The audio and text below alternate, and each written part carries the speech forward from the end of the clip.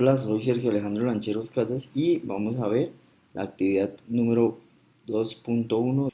Vamos a hablar inicialmente del valor presente neto y vamos a decir que el valor presente neto es el método más conocido a la hora de evaluar proyectos de inversión a largo plazo. El valor presente neto permite determinar si una inversión cumple o no con el objetivo básico financiero, el cual es maximizar la inversión. El valor presente neto también nos permite determinar si la inversión puede incrementar o reducir el valor que estamos estableciendo. Ese cambio en el valor estimado puede ser tanto positivo como negativo o puede continuar igual. Si es positivo, significará que el valor de la firma tendrá un incremento equivalente al monto del valor presente neto. Si es negativo, quiere decir que la firma reducirá su riqueza en el valor que arroje el valor presente neto. Por el contrario, si el valor presente neto es cero o es neutral, la empresa no modificará el monto de su valor. Para calcular el valor presente neto debemos tener en cuenta los aspectos que encontramos en la ayuda. Y nos hablan del tiempo de duración del proyecto, el flujo de caja de ingresos y egresos y el valor comercial. Aquí tenemos más claro el tema de la utilidad o pérdida si se presenta. Vamos, el valor presente neto incremental, entonces decimos que el valor presente neto incremental es muy utilizado cuando hay dos o más alternativas de proyectos mutuamente excluyentes y en las cuales solo se conocen los gastos. En estos casos se justifican los incrementos en la inversión y si estos son menores que el valor presente de la diferencia de los gastos posteriores para calcular el valor presente neto incremental. Debemos realizar los siguientes pasos. Primero debemos colocar las alternativas en orden ascendente de la inversión, posteriormente sacamos la diferencia entre la primera alternativa y la siguiente y decimos que si el valor presente neto incremental es menor que cero, entonces la primera alternativa es la mejor. De lo contrario, escogeremos la segunda. La mejor de las dos se comparará con la siguiente hasta terminar con todas las alternativas presentadas y decimos que se debe tomar como base de análisis el mismo periodo de tiempo. Vamos a hablar de la tasa interna de retorno y decimos que la tasa interna de retorno es la tasa de interés o rentabilidad que ofrece una inversión, es decir, que es el porcentaje de beneficio o pérdida que tendrá una inversión para las cantidades que no se han retirado del proyecto. La tasa interna de retorno se calcula teniendo en cuenta la inversión inicial, el tiempo de la inversión y el valor obtenido al final del ejercicio. Para obtenerla o para manejarla como un criterio de selección, debemos tener en cuenta que si la tasa interna de retorno es mayor que la tasa de descuento de flujos, el proyecto de inversión será aceptado. En este caso, la tasa de rendimiento interno que obtenemos es superior a la tasa mínima de rentabilidad exigida en una inversión. Si por el contrario la tasa interna de retorno es menor que K, el proyecto debe rechazarse, ya que nos indica que no se alcanza una rentabilidad mínima que le pedimos a la inversión. Finalmente, si la tasa interna de retorno es igual a K, estaríamos en una situación similar a la que se produce cuando el valor al final del ejercicio era cero. En esta situación, la inversión podrá llevarse a cabo si se mejora la posición competitiva de la empresa y no hay más opciones favorables para llevarlas a cabo. La tasa interna de retorno es el punto en el cual esta es igual a cero, por lo que si dibujamos en un gráfico de la inversión en el eje de las ordenadas y hay una tasa de descuento de rentabilidad en el eje de las abscisas, la inversión será una curva descendente como lo observamos en el gráfico y esa tasa interna de retorno será el punto donde esa inversión cruce el eje de las abscisas, que es el lugar donde este es igual a cero. ¿Cuáles son los inconvenientes con la tasa de retorno?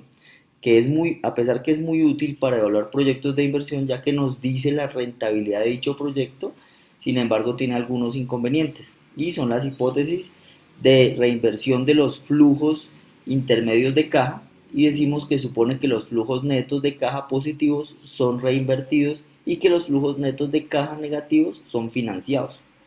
Y las inconsistencias de la tasa interna de retorno, las cuales no nos garantizan asignar una rentabilidad a todos los proyectos de inversión que existen y soluciones matemáticas, las cuales no tienen un sentido económico.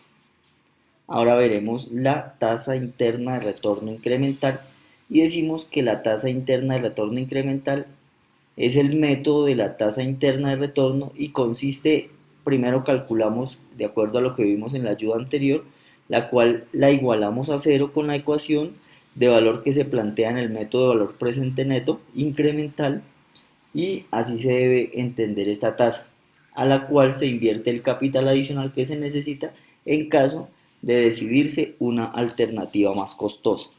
Aquí observamos entonces la secuencia que debemos llevar a cabo.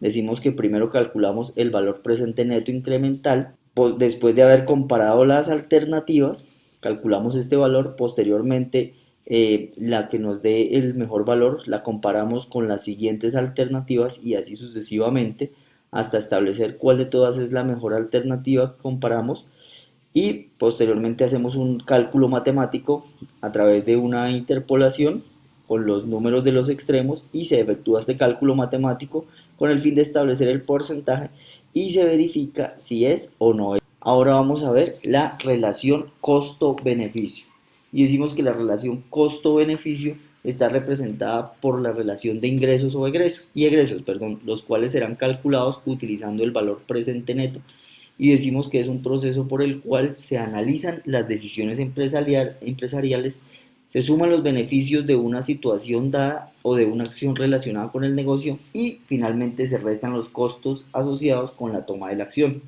El análisis de la relación costo-beneficio toma valores mayores, menores o iguales a cero, lo que implica que cuando los valores son mayores que 1, estos ingresos son mayores que los ingresos. Este proyecto es aconsejable.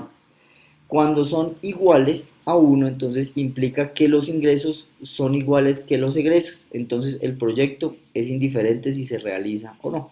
Y finalmente está el otro caso en el que este valor es menor que 1, implica que los ingresos son menores que los egresos, entonces el proyecto no es aconsejable. A continuación encontramos el método periodo de recuperación.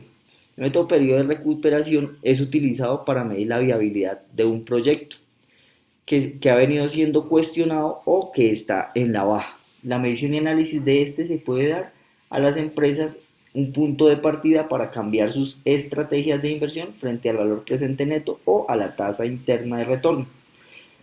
Al realizar o invertir en cualquier proyecto, lo primero que se espera es obtener un beneficio, eso lo conocemos nosotros como contadores, o unas utilidades. En un segundo lugar, se busca que esas utilidades lleguen a manos de un inversionista lo más rápido que sea posible.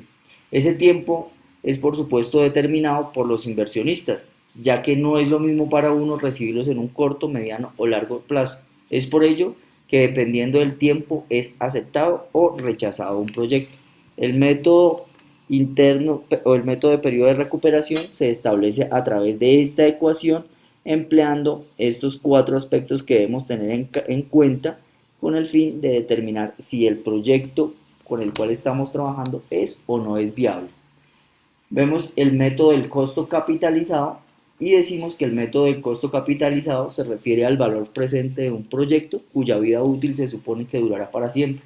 Algunos de estos pueden ser las obras públicas, como los sistemas de irrigación o los ferrocarriles. En general, el procedimiento seguido al calcular el costo capitalizado de una secuencia infinita de flujos de efectivo es el siguiente. Primero trazamos un diagrama de flujo de efectivo, como nos muestra la ayuda, que nos muestre los costos, ingresos y por lo menos 2 ciclos de todos los costos de entradas recurrentes. Posteriormente encontramos el valor presente de todas las cantidades no recurrentes, encontramos el valor anual uniforme equivalente durante el ciclo de vida de todas las cantidades recurrentes y agregamos esto a todas las demás cantidades uniformes que recurren en los años primero hasta el año infinito, lo cual genera un valor anual uniforme equivalente total.